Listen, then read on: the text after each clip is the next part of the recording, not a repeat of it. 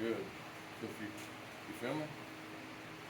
So what I did is I came through here, stand up and see. So I drove this, we want to figure out how much end play we have in the crankshaft.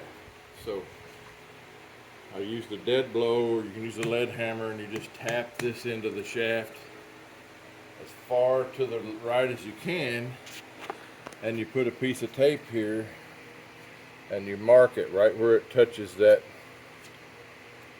main bearing.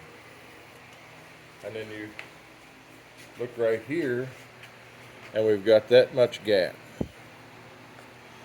So what you do is then you know what you do it the other direction, you pound it on here, and you put this piece of tape as tight as you can up against that main bearing when it bottoms out. And then you get the center, and then you have to center it. Some of them can have up to 1/8 of an inch of play. This one's got about a 30-second, so it's not going to be as bad as some. So what you do is, when you put your flywheels on, where you put your flywheels, it butts up against this collar, butts up against this main bearing, and then there's a ring that butts up against this one, and then you drive your collars, you pin your flywheels in place, and that's what eliminates your end play in your crankshaft, and you want that to be straight. So what you do is you get those two measurements that I showed you, and then you find the center. So I left a piece of tape on here, and this is about right. So then you find the center of those two measurements, and you put one of your flywheels on, like this one, if it'll go. It's kind of tight, don't really want to go on there very well.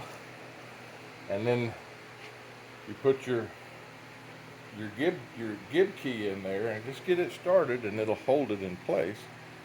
And then put it where you want it, tap it in enough to hold it, and you put your other flywheel on, tap it enough to hold it, make sure you're centered where you want on your end play, and then drive them in a little bit, and it will lock your